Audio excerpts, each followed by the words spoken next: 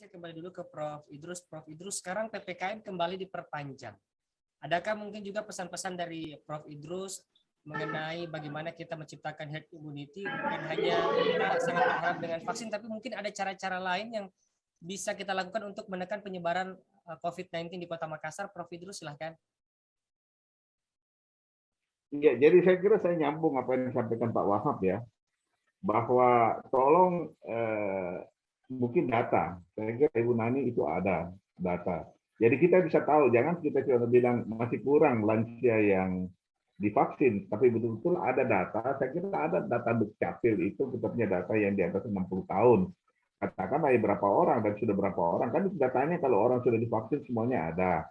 Sehingga kita betul-betul real tahu berapa persen sih yang sudah dan berapa persen yang belum. Nah, ini yang dikatakan tadi, kita harus proaktif karena itu memang adalah komunitas yang rentan ya kalau misalnya terjadi apa-apa. Apalagi ya kemarin Presiden juga sudah menyampaikan bahwa sekarang ada varian baru lagi Mu itu. Ya, kita mudah-mudahan, tapi sekarang ini masih betul-betul pemerintah mencegah agar supaya Mu itu nggak masuk di Indonesia. Ya, saya kira itu jangan sampai seperti Delta lagi.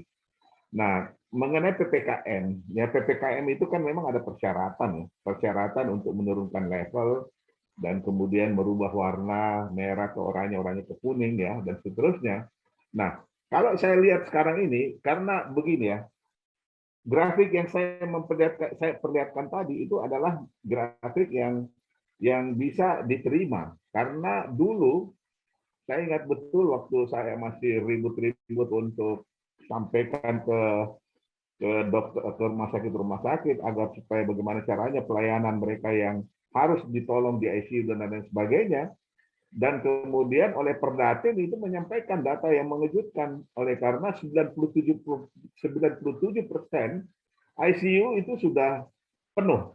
Ada malah rumah sakit yang sudah tidak bisa lagi menerima. Nah, dengan grafik yang saya kasih lihat tadi, itu kan penurunan yang sangat signifikan menurun, sehingga itu kan bisa jadi indikator patokan untuk mengatakan bahwa ya kemungkinan kita bisa turunlah level kita. Mungkin 4 sekarang kalau masih ada, kalau nggak salah PPKM level 4 ya Ibu Nani ya.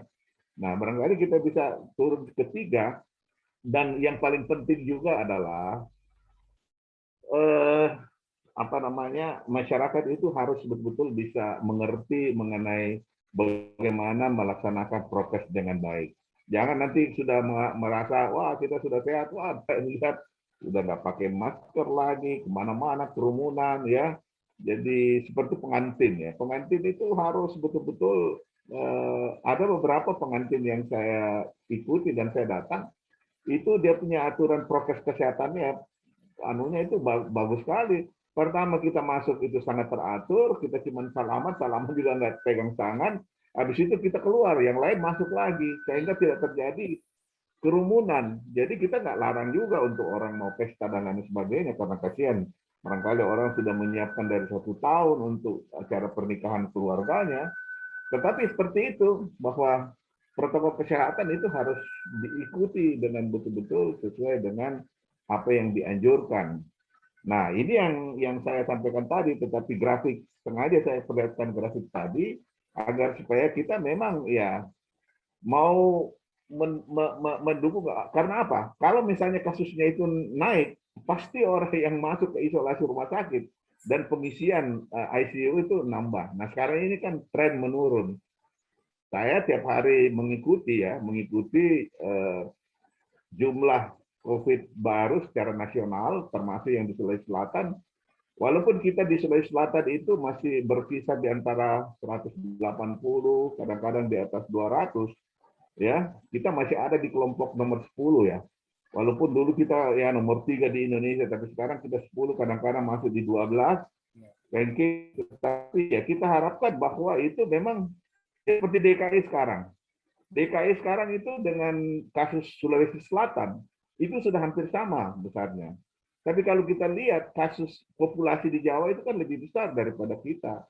Di Makassar. Katakanlah kalau Makassar misalnya 100, kemudian di DKI itu 300, ya kita kan cuma 1 juta sekian orang.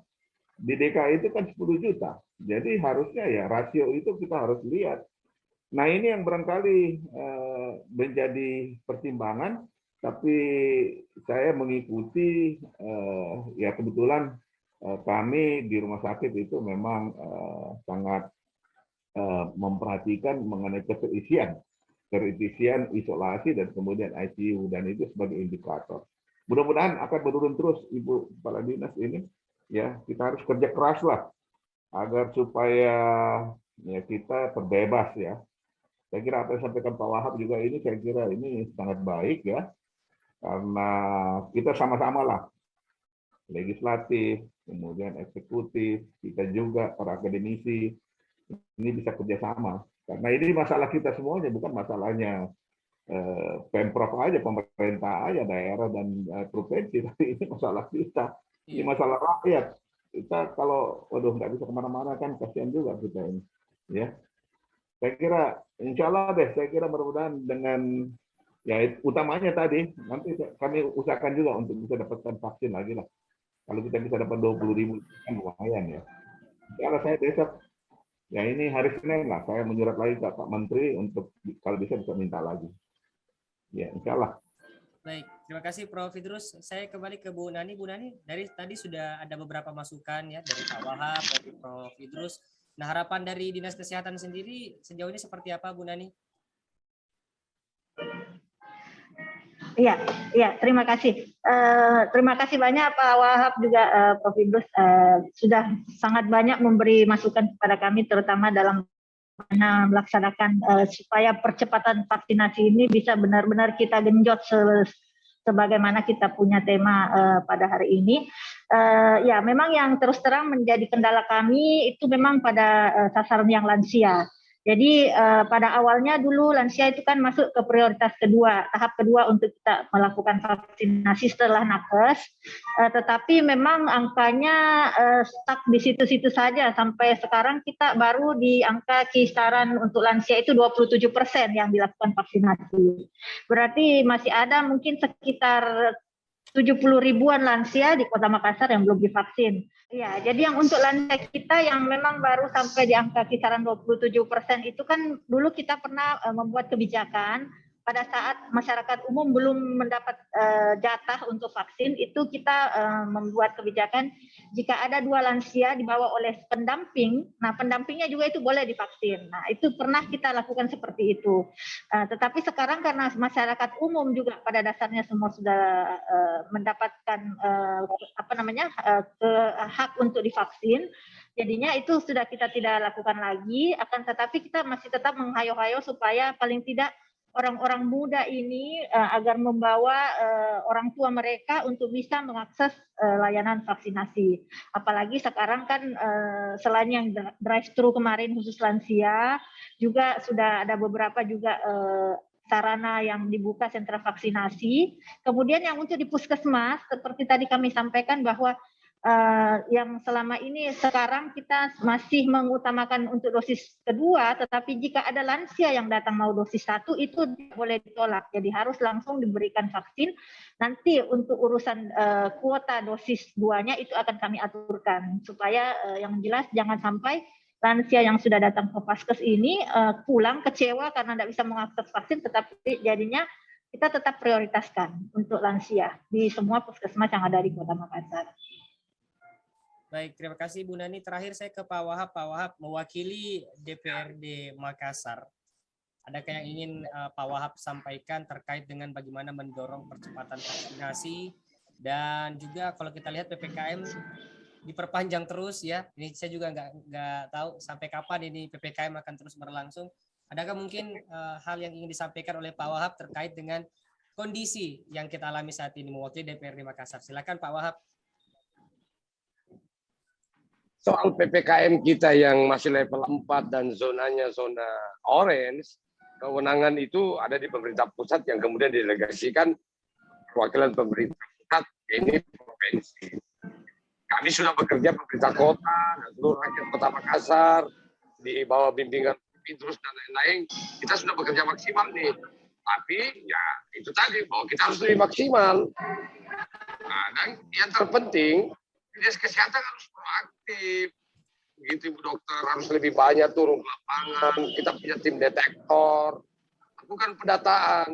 Jadi kalau memang ada lansia yang tidak bisa ke titik-titik epicentrum vaksinasi, ya dilakukan pelayanan di tempat.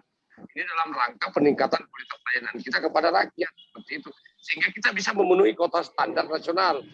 Karena salah satu, saya mencurigai salah satu ukuran parameter yang dipakai oleh pemerintah pusat untuk menurunkan level dan warna itu adalah tingkat orang yang melakukan vaksinasi. Kalau Makassar masih di bawah standar nasional, ya pasti agak sulit dan susah untuk kemudian kita keluar dari tekanan itu. Saya apresiasi lah buat teman-teman di dinas kesehatan, ya Kota Makassar yang bekerja lebih maksimal lagi. Hari ini saatnya kita apa istilahnya kami di Komisi D berhenti merajuk, bekerja sekarang.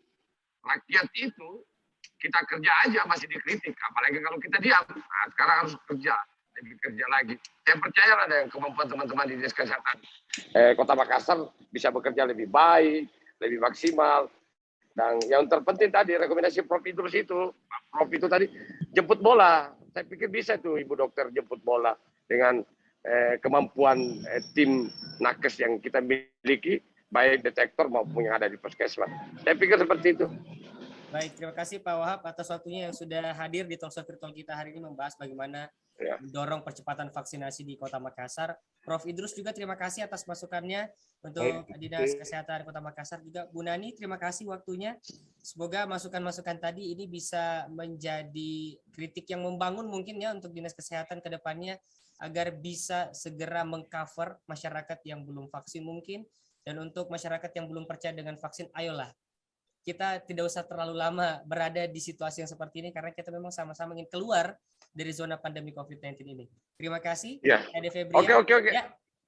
Prof, mohon izin Pak Prof, ini kan Makassar sudah mau pembahasan APBD perubahan dengan pokok. Iya, Pak. Kemungkinan besar saya akan undang Pak Prof dengan seluruh tim untuk kemudian kita minta masukan Prof dalam rangka mengantisipasi keadaan 2022 Prof. Karena insya Allah.